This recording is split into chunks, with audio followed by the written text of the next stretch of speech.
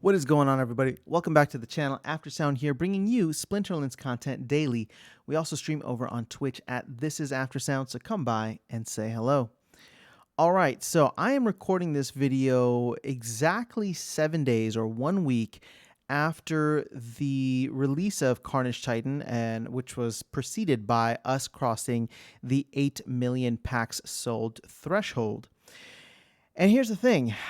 I made a video about a week ago or sometime last week talking about how if we were to maintain a rough average of 20,000 packs, we would see the next airdrop, also the first legendary summoner, which as of now is confirmed to be Life.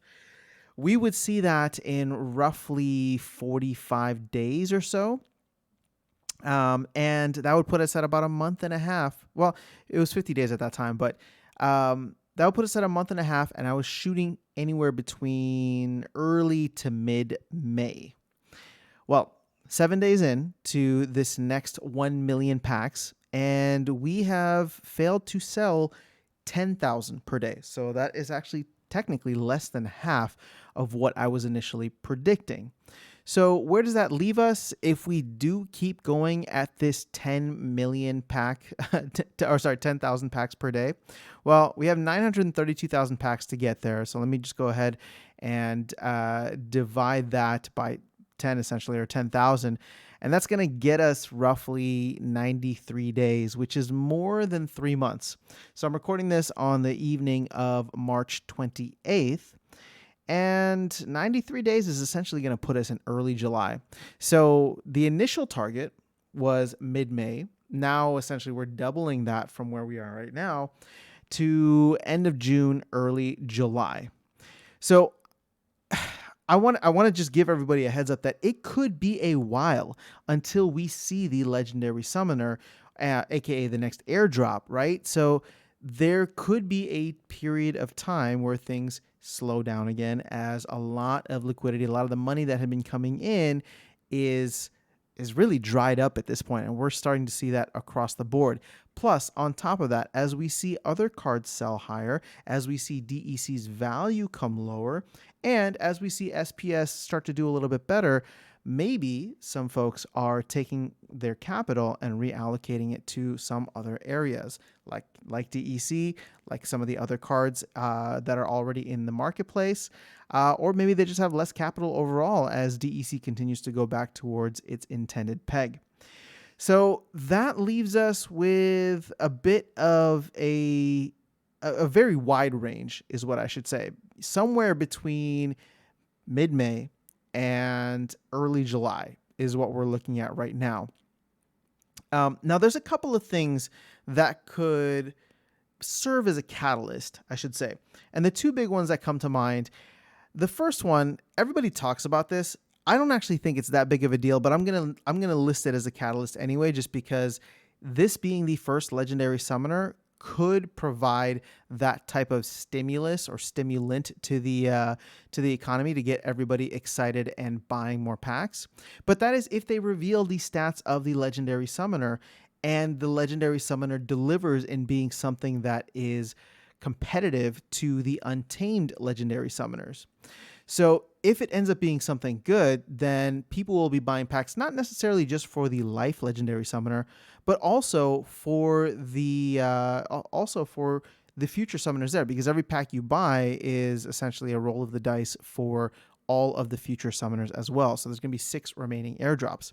So yes, I do believe that given the right circumstances, we could definitely see an uptick. And I know people are very excited about that.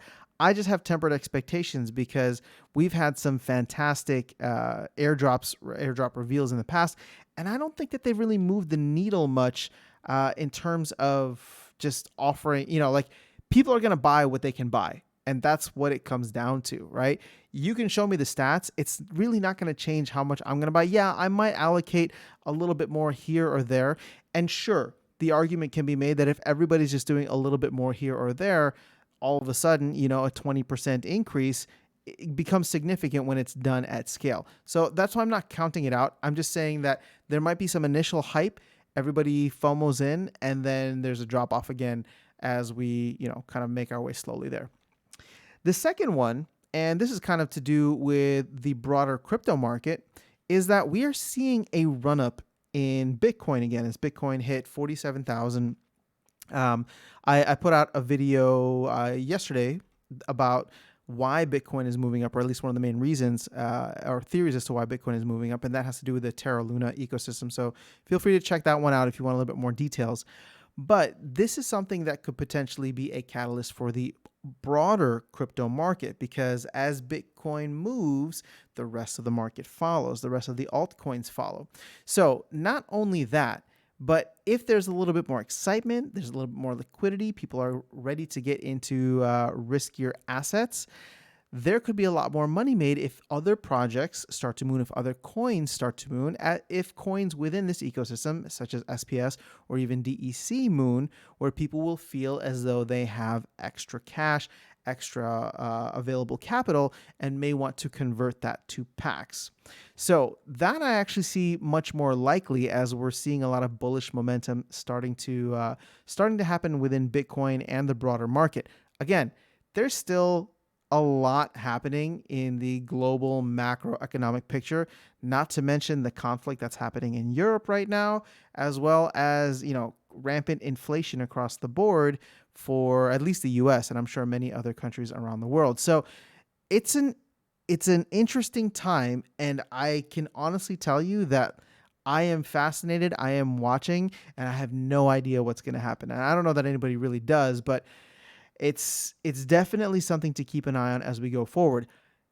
That being said, if it does pick up, and here's the thing, it could pick up even just slightly and create almost like a bubble-like top that it doesn't even need to hit new all-time highs.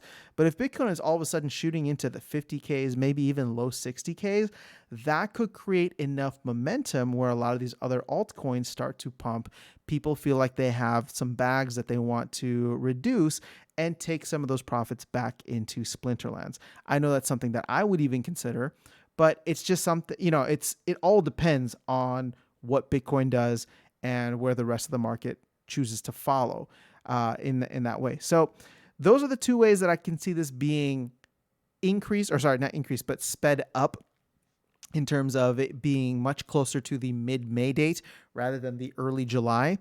But as of right now, I'm probably leaning more towards the early July date, just because that's kind of what we're seeing. I mean, let me go ahead and see here. I mean, we're seeing some packs sold here and there, but again, it's not anywhere near the 20,000 a day that we need.